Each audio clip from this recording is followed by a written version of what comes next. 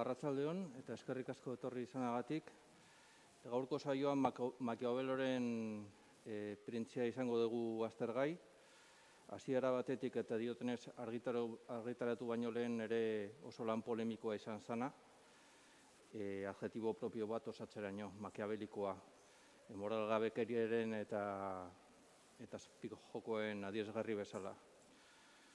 Makiaveloren printzia oso lan aurreratua izan zen bere garaian, eta egungo politikan gaurkotasun izpi bat ez du galdu ere.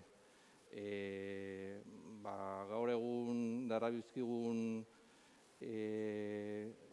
estatuari buruzko egoeran ardatz askoren iturria da, hala nola realpolitik, pragmatismoa, estatu arrazoia, eta bar. Hizlaria Iñaki Vázquez Larrea dugu. Iñaki antropologian doktorea da, interesan izdun oso intelektual kuriosoa, Irlandako historia garaikidean aditua, irakaslea, bigarren hezkuntzako irakaslea, idazle oparoa, dialneten bilaketa bat egiten ikusiko ezute zer nolako lan luzen zerrenda plazaratu duen, polemista nekaezina ere bai, eta beste gauza asko. Eta ateanoko jardueretan parte hartzeko ohitura daukasunek ezagutuko ezute hemendik dabil ia beti gauza kantolatzen edo bideratzen. Iñaki Makiaveloren gaineko interpretazio berri bat proposatzera datorkigu gaurkoan, eta ni behintzat ezagutzeko interes handia daukat. Orduan nahi duzunean, Iñaki, aurrera. Mila esker Patxi aipatutakoarengatik. Berrogeita hamar urtekin ja polemista, ez dut nire burua polemistatzat hartzen, baina dena den interes, arlo politikoetan interesa mantentzen dut, ez? Eta buru neukana batipatzen marxismoarekin, batez gran ziren teoriekin diferentzi zabal bat eratzea, Agnes Hellerekin ere ez nago ados, Leyenda beltzarekin ere ez nago ados, eta sistema politiko errepublikar, alegia, errepublikarra Ciceron, esan nahi dut, barnean Makiaveloren lana ulertzea. Hau esan da, Ateone hori eskerrak eman nahi dizkioke hitzaldiak emateko, aukera emateagatik. Ateneo izan ere instituzio bezala Gipuzkoan daukagun altxorra da, mantentzeko altxorra, nire ustez, eta hemen Juan Bitx daukagu, sekretario lehendakari ordea, Elito Larretxipi, Samira, eta beste ordezkari. Mila esker bat Patxi egindako aurre ebaluazio, Makiaveloren inguruan egindako aurre ebaluazio honengatik. Printzea estatua artelan gisa, bai, Mauricio Birolik, nire ustez, republikanismoa ulertu egin duen egile batek zera dio Makiaveloren inguruan. Esate dute Makiavelok 1527ko ekainaren 21 hil baino lehen amets bat kontatu ziela azken uneraino lagundu zioten adizkidei. Mendeak igaroala Makiaveloren ametsa izenaz famatu egin dena. Gaizki jantzitako eta behartzu itxurako gizatalde handi bat ikusi omen zuen, sufrakario handia erakusten zuena. Ea zein ziren galdetu zien eta erantzun zioten. santuak eta behatuak gara eta paradisu alderakoak. Gero, itxura noble eta serioko gizatalde handi bat ikusi omen zuen. Arropa dotorez jantzia eta arazo politiko garrantzitsuen gainean eztabaidan aritzena. Haien artean politikaz eta estatuez oinarrizko obrak idatzi zituen. Aintzinateko filosofo eta historialariak ezagutu zituen.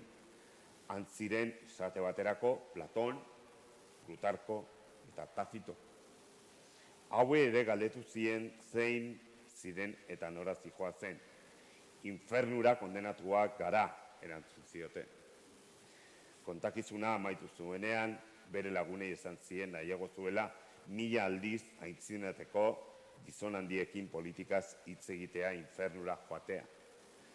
Santu eta behatuekin paradisuan asperduraz hiltzea baino. Lehenengo puntua, printzea mitoaren asmazioa, printzearen egile Makabeloren irudia nahasia izan da beti batzuen maitasuna eta besteen gorrotoa dela bide eta aldatuz joan da etengabe historian zehar. Horregatik ez da xamurra bereizten gizonaren benetako erretratua eta liburuaren gaia. Bere garaikideen lehen erreakzio beldurizutia izan zen, makulai deabruarekin parekatu zuen Makiavelok. Gainera Ingalaterra Isabelarrak, 17. mendean gaude, sendotu egin zuen Makiaveloren eta printzearen leyenda beltza. Marlowe, Fletcher edota Shakespeare, beraren obra dramatikoetan makiavelismoa eta azpikeria, zinismoa eta hipokresia gauza bera dira. Sentimendu honen adierazpenerik garbiena Shakespearen Enrique Laugarrenaren erregean agertzen da. Why I can smile and murder while I smile, and cry content to which grease my head, and wet my cheeks with artificial tears, and frame my face to all occasions. I will drown more sailors than the mermaid shall. I will slay more gazers than the basilics. I will play the orator as well as Nestor, deceive more slyly than the Ulysses could. And like Chiron take another Troy, I can add colors to the chameleon, change shapes with Prometheus for advantages, and set the murderous Machiavel to school. 17. mendeko filosofoek asko lagundu zuten Machiaveloren leyenda beltza desegite.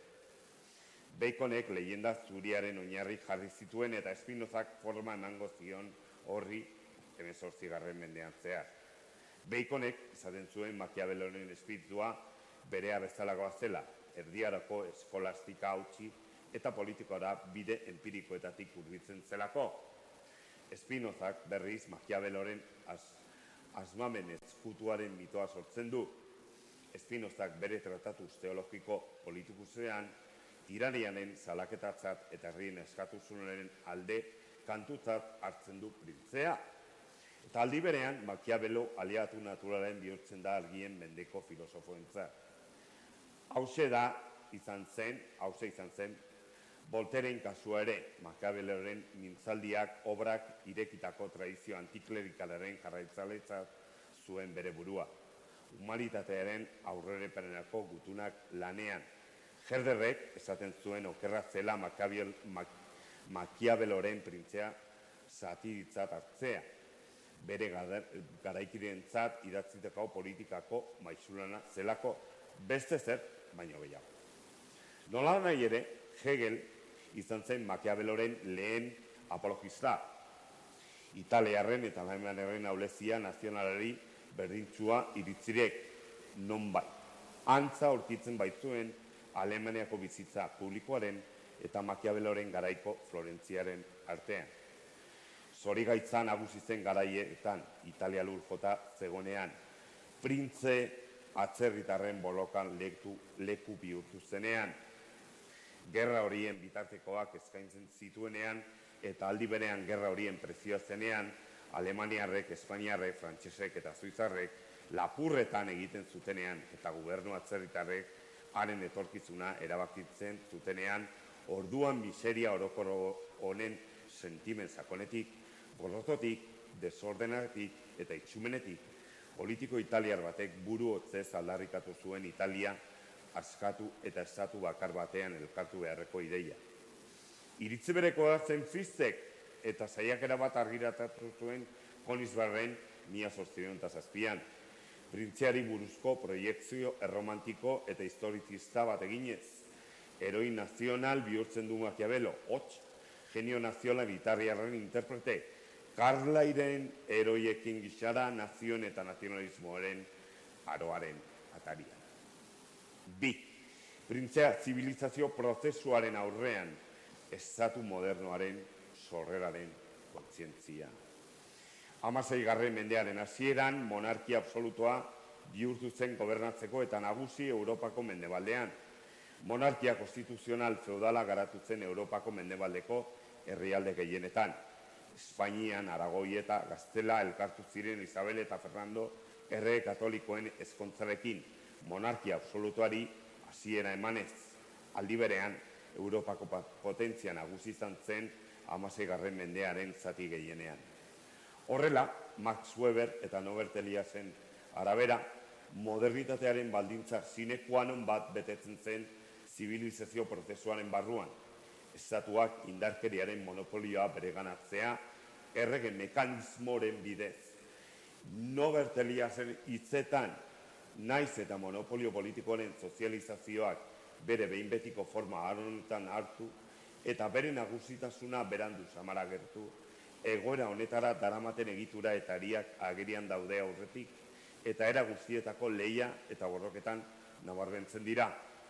Horrela, poliki-poliki, jabego pribatuaren baitan eratuko den monopolioa politikoa etorriko da. Beste berba batzuk erabilita, garai horretan gertatzen den aldakera sozialaren baitan multzo burgesak gero eta indartzegoak dira ikuspegi funtzional batetik, eta monopoliziako multzoak gero eta aulagoak. Honetan, bi multzo funtzional hauek orekatu egiten dira, orokorrean, naiz eta hirugarren batzuekiko tentsioak ez diren ahazten, eta ez euren artekoak ere. Horrela, epe luze edo laburrago batean, gorago errege mekanismoa deitu dugun egitura sortuko da. Handiegiak dira bi multzo nagusien arteko kontraesanak. Ez dute behin betiko adostasuneko biderek ematen. Italiak zibilizazio prozesuak sarraski handiak egin zituen. Besteak beste, erakunde zaharrak lurperatu zituen. Erresuma txikia, dukeria eta republika aristokratikoak. Estatu proto-nazionalen indar zakarrak menperatu eta baztertu egin zituen. Batez ere, errege katolikoen monarkiak Espainiak eta Frantzisko lehenengoarenak Frantzian. Prozesuak bere gailurra joko du Carlos Bosgarrenak Erroma arpilatzen duenean eta 1627an medizitarrak Florentziatik botatzen dituztenean. Printzea benetako modernitate ugarria da. Honako agatik da, Maquiavelo jabetu zelako arkaismo bat zela hiri errepublika Italia. Eta gainera, batzekien gainbera zikoatzela ordura arteko unibertso morala eta respublika erromatarrekin lortutako leialtasun oitu. Kontuan izan behar dugu aintzinako erromanen imperio unibertsalak noraino liluratu zuen Italiaren berpizkundea, eta baita mintzaldiak idatzi zituen Maquiavelo berbera ere, estatuaren egitura berria hartzen ari zen indarrez jabetuta. Egia da, Maquiavelo Danteren miresmen berbera sentitzen zuela aintzinakoen leialtasun erromatar patriotiko errepublikazalearen aurrean. Italiako berpizkundearen ezaugarrienetariko bat, Divina Komediaren egileak zera esaten baitzuen, Erromako hormetako harriek miresmena merezi dute, eta hiria ereki dagoen zorua gizonek esaten dutena baina bikainagoa da. Maquiavelen bigarren obra garrantzitsuena, Tito Livioren lehen hamarkadei buruzko mintzaldiak, errepublikazioalea da garbi. Batez ere, mezperz tratatzen dituelako gentiluminiak, jaunfedalak, eta konbentzitua dagoelako herriak defenditu behar dituela askatasun publikoak, libre bizitzea, alegia, patrizioak beteratzeko, morroi bizitza sartzeko joera duten bitartea. Egia esan, printzea ez da ulertzen mintzaldiak 1513-1520 obraren egitura orokorraren baitan ez bada. Maurizio Birolik gogora ekartzen duen bezala printzea ez da zinismoak edo pragmatismo politikoak eragindako kontakizuna. Aitzinekoen balio erromatar errepublikazalen eta sinesten duen eta 1512an politikatik gogoz kontra baztertu duen gizon baten desiluzioaren kontakizuna. Beste zer baino gehiago, ezinezkoa litzateke errepublikak sortzean gobernu monarkiko baten bidez, soilik berrandondola daitezken herrialdetan, zeren eta legek egin dioten herri baten ustelkeriari eutsi ezinbestekoa bihurtzen da errege esku baten indarra. Botere guztiko eta absolutoekin handikien diruko zen eta ustelkeriari aurre egin ahal izango dioten. Ezin da ezer honik espero hain usteldua agiri diren herrien gandik. Italiaren bereziki, baina Frantzia eta Espainiaren gandik ere ez, ustelkeria nabarmena baita herrialde hauetan ere, eta egunero Italian beste istilu ikusten ez badugu, ez da herriaren zintzotasunagatik, elkartuta mantentzen diren herri bat dutelako baiz. 1513ko Makiavelorentzat gelia zinetzen Florentziako Errepublikaren gainbera. Carlos, 8. inbazioak eta Savonarolaren exekuzioak abiatu zuten prozesua.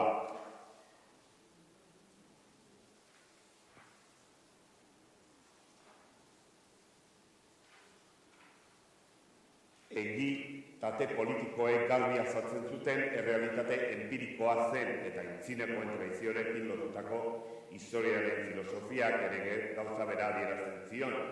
Horri gaineratu behar zaio Espainiaren eta Frantziako Francisco lehenengoaren eskuartzen gero eta handiagoa Italiako arazo politikoetan.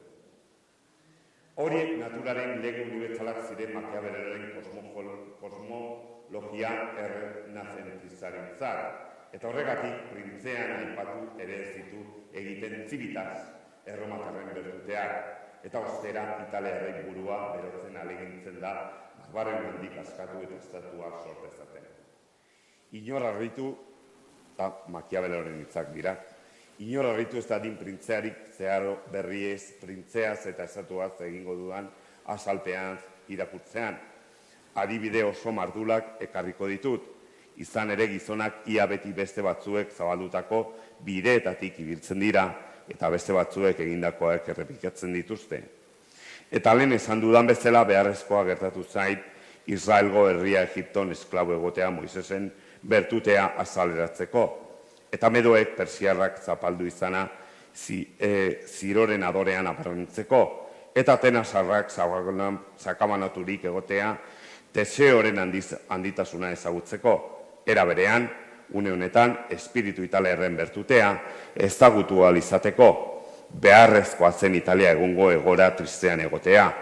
Hebrearrak baino esklaboago, persiarrak baino enpekoago, Atenasarrak baino sakamanatuago, buruzari gabe, erakunderik gabe, jipoitua, espoliatua, guratua, zapaldua eta era guztietako ezbeharrak igaroa.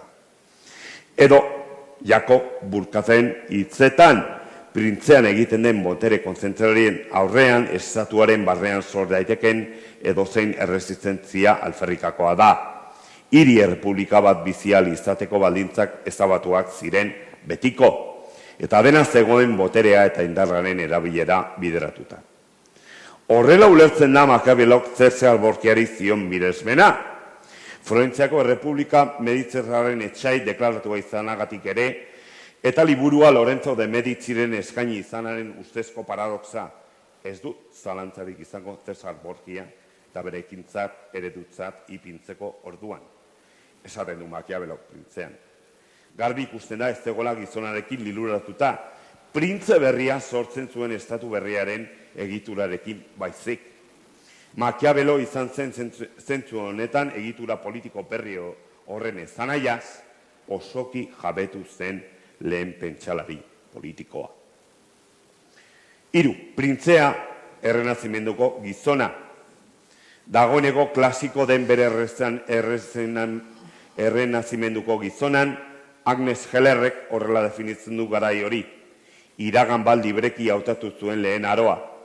Errenazimenduko kulturak oinarrizko bi galdera antropologikoari erantzun nahi die. Zer egiteko gauza da gizona? Eta Italiako Errepublikaren kasuan honako galdera hau ondoriotzat zen ezinbestez zer da polisa eta zer hiritarra.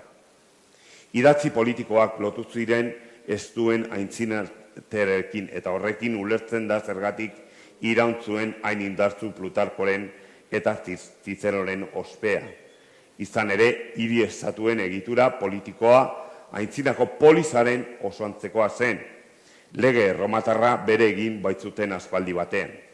Testu inguru kulturan eta politikonetan kokatzen da Nikolas Makiaveloren printzea.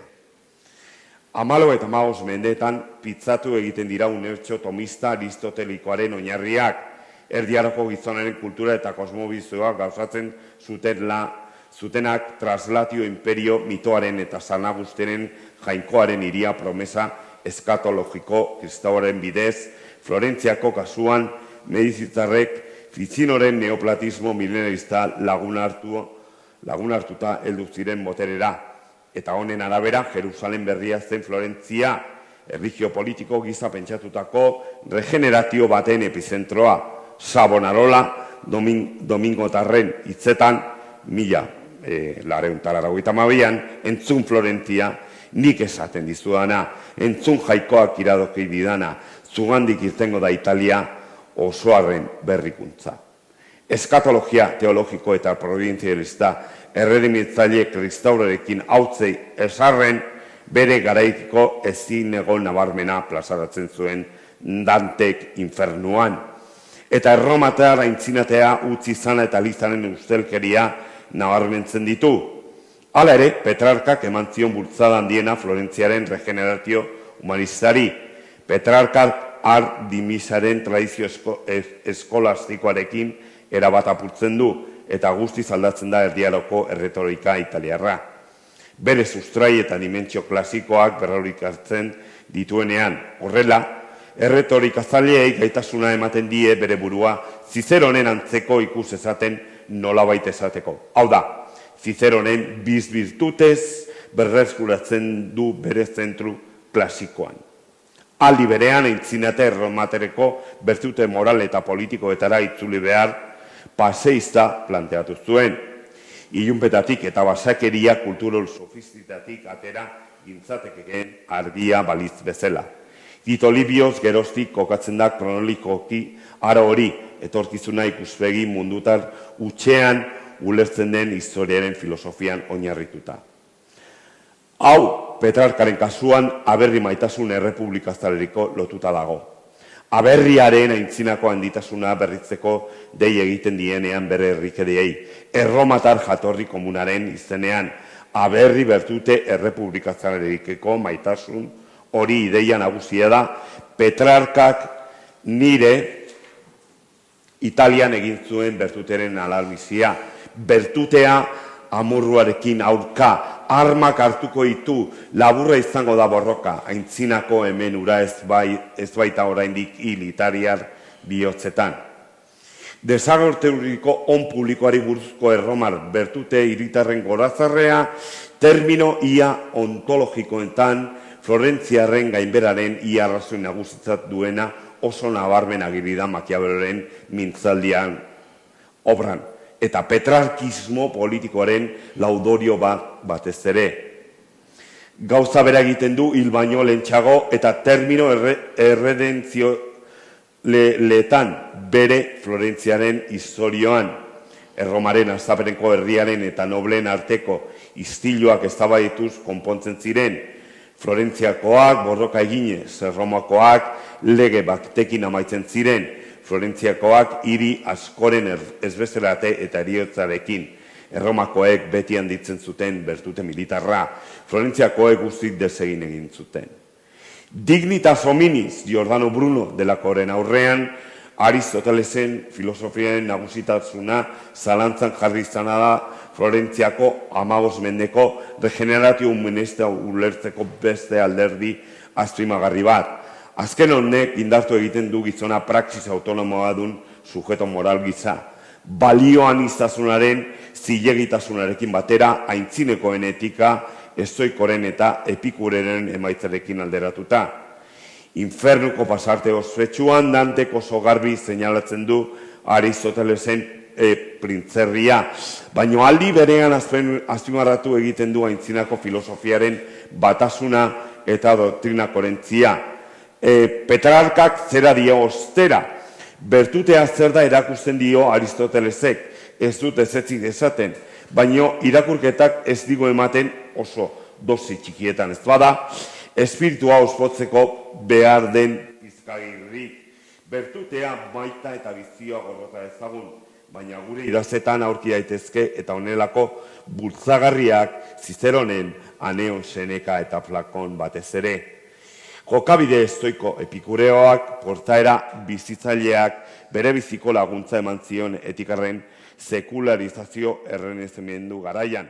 Oinarrizko bidei zeramatzaten honek bere baitan edertasuneko eta esan naiz betetako bizitza baten bilakaera, Petrarkarekin hain nabarmena dena eta naturaren arabera bizitzaren ideia. Regeneratioren humanistentzat neurritasun aristotelikoa bertute zehatza da, Agnes Hellerren hitzetan bertute bat zen beste bertute zehatz askoren artean, eta aldi berean bertutea bere izaeragatik inolako zalantzari gabe desiragarria zen balio bat. Hala ere, errenazimenduko kulturak beharrezko egin zuen sistema axiologiko guztietatik bereizitako etika bat posible zena bilakatu zuena, moralitatea eta legalitatea uztartuko zituena eta epikureismo estoiko praktikoan izuriko zena. Francesco Bettori, aita santuaren enbasadore garai arten, 1513an zuzendu zion gutun batean Machiavellok onartzen zuen Ezekielan ezer Aristotelesek errepublika federatu ez esandakoa. Eta berari soilik interesatzen zitzaiona gauzak bere honetik atera gabe, gero gertalitekena, orain gertatzen dena, eta lehenango gertatu zena. Hau da, aintzinakoen historiaren filosofiak politikan diktatzen duena, errepublika erromatarren bertute patriotikoa eta praxi etiko estoiko epikurekoa. Horregatik, printze berriaren autonomia morala printzearen helburuekin lotuko da zuzenki. Bizitza esanguratsua, loria eta boterearekin, eta emaitzak berriz printzearen boterea mantendu eta zabaltzearekin. Politikotasuna botere gogo gisa hartuta azken batean. Eskuratutako estatuek, baten lege eta askatasunekin bizitzen ohitura daudenean, hiru era daude horien eusteko, lehenengoa, suntzitzea, bigarrena norbera bertara bizitza joatea, hirugarrena beren legeekin bizitzen ustea, zerga kobratuz eta tokiko jendez osaturiko gobernu txiki bat ezarriz, lagun iraunaziko diona. Azken horrek garbi erakusten du printzeak aldaketa esangurakotsua proposatzen duela errepublikanismo klasikoaren aurrean. Naiz eta esan behar den giza naturalen ikuspegi sozioantropologiko oso negatiboa ageri dela Machiavelloren baitan. Florentziako kantzelaritzan 1512an arte izan zuen esperientziaren fruitua hil aurretxoan idatzi zuen Astoaren poeman antzeman daiteke, gizona bakarri hiltzen guritzatzen, lapurtzen du beste gizon bat, eta La Mandragora antzerki lanean ere bai, 1520an. Etika eta politika lotzea aukera ona da, alegia, baina ez da beharrezkoa. Zizeronek esana du bere ofizizen, ankerra den ezer ezin da mesedagarria izan zekula. Machiavellok berriz, pentsatzen dut horrek zerikusia duela ondo erabilitako krudelkeriarekin eta gaizki erabilikoarekin. Ondo erabiltzea esan daiteke, gaizkiaz ongi mintzatzea zigibea da. Botere ziurtatzearen batean egiten diren krudelkeriei, eta gero bide horretatik jarraitzen ez denean, eta ahal den neurrian herritarren onerako bilakatzen direnean. Gaizki erabilitakoak dira hasieran gutxi izan, arren denborakin gehituz joaten direnan gutxito beharrean. Dena dela, Makiavelok printze berriaren markatzen du, gauza izan behar du ongitik ezurruntzeko, alduenean eta gaizki egiteko ere bai beharrezkoa denean. Bigarrenik, politikaren bere ikuspegia hurbilago dago Galileo eta Kopernikoren iraultza zientifikotik edo Giordano Brunoren metafisikatik. Jainkoaren providentziaren privilegioarekin hausten duelako kosmosean eta gertaeren behaketatik lex naturalaren legea igaratzen delako. Eta alde batera usten duelako tomismoaren motore aristoteliko mugitzen ez dena eta Paduako Marsimiraren Defensor Pacis obraren egile bi mende lehenago. Egia bikoitzaren sekularismo mineralista, politika, giza, naturalen legetzat, zientziatzat hartu izanak kokatzen du printzea modernitatearen atarean. Ikusi dugun bezala, historiaren sujetua gizakia baldin bada, era berean izaten badago politika eta estatu gauzen ibilbidea, logiko da pentsatzea gizakiaren eta bere pasioen eta bulkaden ezagutza dela jakinduria politikoaren oinarria. Gizon zuhurrek esan ohi dute eta ez kasualitatez edo arrazoirik gabe gertatu behar dena igardi. Nahi duena kontuan izan behar duela lehenago gertatu dena. Zeren eta munduko edozen garaitako gauza guztia bere baliokidea dute iraganean. Eta hau da gauza horiek gizakiak egindakoak direlako. Eta pasio berdinak zituztelako eta dituztelako. Eta horregatik ondorioak ere berdinak izan ohi direlako. Egia esan Makiavelok ez du aipatu ere egiten jainkoaren providentzia politiken izaera aztertzeko orduan. Jakintzat ematen du printze berriak ez duela jaingoizkotik ezer eta bere mintzaldiak obra pasio patriotiko errepublikarren lagungarritzak edo osagarritzat hartzen du erlijioa. Eta aldi berean moral kristautasunaren berezko morronkeria aintzineteko erlijio pagano kementsuarekin aldaretzen du, idealizaturiko errepublika erromatarrekin. Makiavelok gorpuzten du zentzu honetan Danteren monarkian iragartzen den politikaren sekularizazio prozesua. Gure erlijioak apaltasuna, etxipena eta munduko gauzen menprezua ipintzen ditu ongiaren gailurrean eta paganoek aldiz kemena, gorputzaren maltutasuna eta gizona txit indartu bihartzen duten beste doain guztiak. Nire iritziz bizitzeko era honek ahuldu egiten ditu herriak eta gizon doilorren arraparekin erraz bihurtzen dira. Horrela nahiera erabiltzen dituzte, badakitelako gizon gehienak nahiago dutela irainak jasarea paradisua irabazteagatik. Honekin heltzen gera errenazimenduko gai zentralera, garin. Gizonak eta bakarrik gizonak iratzen dutela bere patua, erabakimen librea. Ideia hau ere antzinikoen biz birtutez eta fortuna kontra jartzearen markoan kokatzen da. Erromatarren fortuna jainkosa adoratzen zuten, Jupiter berbearen alaba gisa eta botere handia aitortu zioten behin gizakien arazoetan. Gizonen patua beren aiera erabiltzen zuen jainkosa giza erretratu izan da. Edozein modutan, erromatarrek beti jakinarazten zuten haren nagusigoa ez zela aldaezina. Benetako perpetuoren jabe zen gizonak mendera zezakela. Fortunek ausartzen alde jokatzen du, zioen 400ko moralista renazintistek. Giza izaeran dramatizazio klasikoa errekuperatu izana, muturtu gutua zegoen kristautasun Agustindarren irizpidekin. Batetik, fortunaren jaingotzea, jainkoaren providentziaren botere onbera ukatzea eskatzen zuen. Bestetik, jainkoaren providentzia gidatzen zuen ezinbesteko mundua, eta gizona ondorio ezin zuen bere patua landu. Fortuna eta birtuzen arteko lehiaren ideia klasikoan iradokitzen den bezala. Poliki apurtu zen erdialako irizpide Agustindarrekin. Erromatarrek munduaz jabetzeko erabili zituzten bitartekoen berri emango ditu Dantek monarkian, baina providentzia azpimarratzen du azken batean, eta ez gizonen borondatea, gizakiaren helburuen eragile nagusia. Hain zuzen infernuan eskema boeziotarra gora bera fortunaren jainkotzea gozotzen da, baina jainkoaren tresna izateari utzi gabe. Albertiren familia buruzko elkarrizketak lanari itxaron behar izan zitzaion, edo mende bat beranduagoko Petrarkaren bi zori moten erremediorik obrari providentziaren botere ezinbestekoak, fortunaren botere guztiatxoa ordezkatzezan. Honen harira dator Makiavelok fortunarekin ezartzen duen elkarrizketa, errenazimenduko kontrajartze klasikoaren markoan kokatzen gain, eskema agustianarekin guztiz apurtzen dena.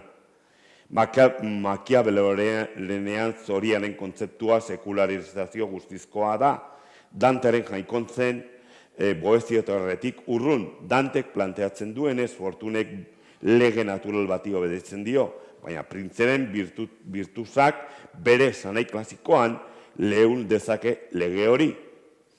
Esaten den bezala, hala ere gure erabakitzeko gaitasunak existitzen duenez gero onar dezaket zoria epaile den izan daitekela gure jarkunbide erdietan, baina esango nuke geuri usten digula gobernuatzen beste erdietan edo hortxe. Zoriari gure ibai oldarkotze antza hartzen diot, azerretzen direnean ibarrak ezaltzen dituzte, zuaitak eta etxeak txikitzen, lurra hemen hartu eta han uzten, denak doazkio iesi, denek egin dute atzeraka, inor ezin haren erasoari eutxi eta ibaiak alakoak izan arte, horrek ez du esan nahi gizonek aro lasaietan bere neurriak hartzen dituztenik, bazterrak garbitu eta hormak eraikiko dituzte, eta horrela uholde datorrenean kanaletatik joango da, eta haren erasoa ez da neurrigabea eta kaltegarria izango. Berdin jokatzen du zoriak, bere indarra erakusten du, aurre egiten dio bertuterik aurkitzen ez duen lekuan, eta bere oldarra zuzentzen du hormatik eta konponbiderik ez dela egindakien aldera. Eta aldaketa haien kokaleku eta eragile den Italiari begiratzen badiozu, jabetuko zarete inolako hormarik eta babesekurik gabeko lurraldea dela. Eta behar bezalako bertutez babestuta balego, Alemania, Espainia edo Frantzia uholde horrek ez zuen hainbeste arazo sortuko, edo etorri ere ez etorriko. Beraz, epilogoa Makiaveloren ondarea tradizio patriotiko errepublikar klasikoaren baitan, Caritas Republicae. Makiavelok esaten zuen beste harima baino gehiago maite zuela bere aberria. Aberrien ganako maitasunak tradizio republikar klasikoaren barruan kokatzen da Makiaveloren obra. Aberrien ganako maitasune pasioa da. Beste zer baino lehen teoriko errepublikantzalentzat errepublikaren ganako maitasuna Caritas Republicae eta iriterren ganako maitasuna Caritas Civium. On komunaren aldeko ekitzen da nabertzen dela ofiziun eta zainketara zuzendatukoetan kultuz. Caritas Republicae delakoak hiritar eginkiztunak betetzera bultzatzen ditu herrikideak eta askatasun errepublikarrak babesteko behar duen indarra eskaintzen die agintariei. Caritas Republicae zigurtzita dago Florentziako abertzaletasunaren hizkuntza 14 eta 15 mendeetan.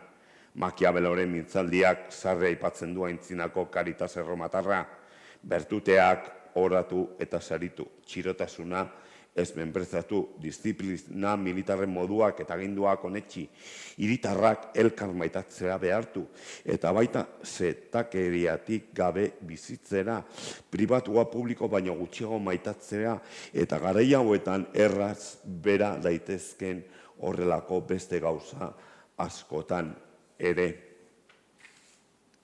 Hala ere, Caritas Republica basuen dimentsio kultural bat, Makiavelok biberen libero deitzen zuena. Hau da, herriak erakunde eta askatasun errepublikarrei dien maitasuna oinarritzen den bizitzeko era, baina hiritarren esperientzia zen azken batean abertzaletasun errepublikarra definitzen zuena. Osagarri prepolitikoak, hizkuntza, arraza edo jainkoak ez ziren sartzen Zizeronen patria definizioan. Patria eta nati berezioi ziren, hiritasun loturak de ofiziren egilea plantzeatzen zuenez hurbilakoak ziren natioren loturak baino.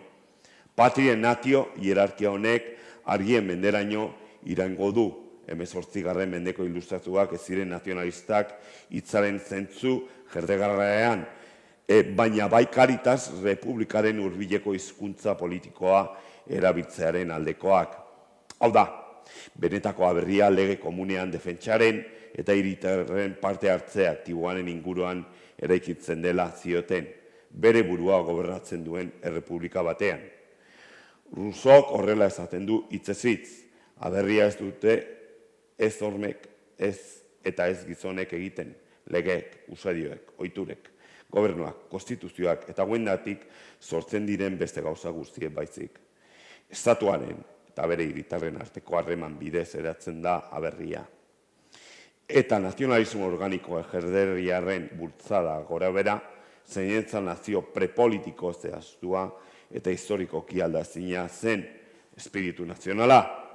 Hemen errepublikar Makiaveloak balio izan zuen nazioa eta ezberdinean definitzeko eta 19. mendeko nazionalismo etnikoaren irizpideetatik urruntzeko, filia zibilaren nazionalismoa, legearen errespetua, askatasunaren defentsa eta hiritarren parte hartze publikoan oinarritzen den kultura komunala. Hau zen John Stuart Millek, eta Matzinik nazioaz ulertzen zutena. Praktikan patriotismo errepublikarren esanai klasikoaren antzekoa zena. John Stuart Millen hitzetan, eta bukatzen dut honekin. San beharrik ez dago ez dugula abertzaletasun irizpidez, atzerringanako ikuse ezin funtskabe giza ulertzen, edo ez dela berezitasun barregarri batzuen jorraketan oinarritzen, nazionalak direlako edo gakoa ez dela beste nazio batzuek ona delako berenganatu duten arbuiatzea. Zentzu hauetan guztietan nazionalitate txikiena duten nazioak izaten dira espiritu nazional indartsuenekin jabe. Simpatia irizpideaz ari gara eta ez etxaiagoaz, elkartasuna eta ez banaketaz, gobernu berberaen barruan eta muga natural edo historiko berberen barruan bizi diren guztien interes komunaren sentimenduaz ari gara. Esaten dugu komunitatearen zati batek ez duela bere burua kanpotartzat izan behar beste zatiaren aurrean. Elkartzen dituen lokarria landau behar dutela, herri bat direla sentitu behar dutela, bere zoria lututa dagoela, herrikide batentzat, txarra dela bestearentzat ere. Eta ezin diotela arazo komunetan parte hartzeari utzi elkarren arteko loturak etenez. Mila esker.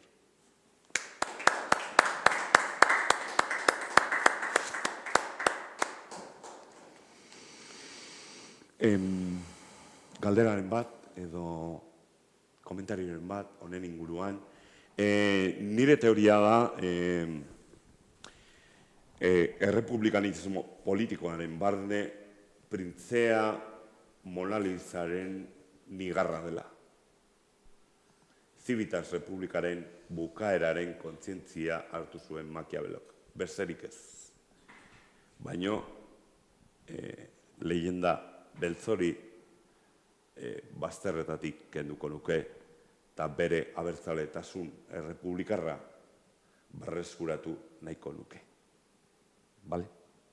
Mila esker. Eta zentzu horretan, kontsidera daiteke nunbait nazionalismo modernoaren aita bat? Ez dut uste Mauricio Birolik abertzaletasunaren eta nazionalismoaren diferentzia nabarmentzen du errepublikanismo kultura politikoan, baina ez da bakarra. George Orwellek gauza bera egiten zuen, abertzaletasuna eta nazionalismoaren inguruko bereiztasunak zehazten. Julio Caro Barajak gauza bera egiten zuen. Baina errepublikar patriotismoa aman komuneko herritarren amodioan datza. Bai? Nazionalismo etnikoa bestelako natura politikoa dauka. Dudarik gabe, zalantzarik gabe. Herderren nazionalismoa etnikoa esklusibitatean edo eskluyente izanaren oihartzuna dauka. Patriotismo errepublikarra herritarren amodioa, amankomuneko herritarren amodioan datza, eta bere instituzioetan, bai? Nire ustez, sistema errepublikarren edo kultura politiko honen berreskurapena onuragarria izango litzateke guretzat, eta amankomuneko herritarren eskubitan sinesten dugurentzat. Nazionalismoarekin bat bat ezin ez duelako. Baina badira teoriko askok abertzaletasunaren eta nazionalismoaren bereiztasuna hori nabarmendu egin dutenak. Ez bakarik errepublikar teorikoak Philippe Petit edo Maurizio Biroli edo beste inbeste, baizik eta Julio Caro Garajoan daukazu, eta George Orwellen idatzietan ere daukazu. Bata da aberria eta bere herritarrak maitatzea, bestea da beste herri bat gorrotatzea. Zer ikusi handirik ez dauka. Zerbait gehiago?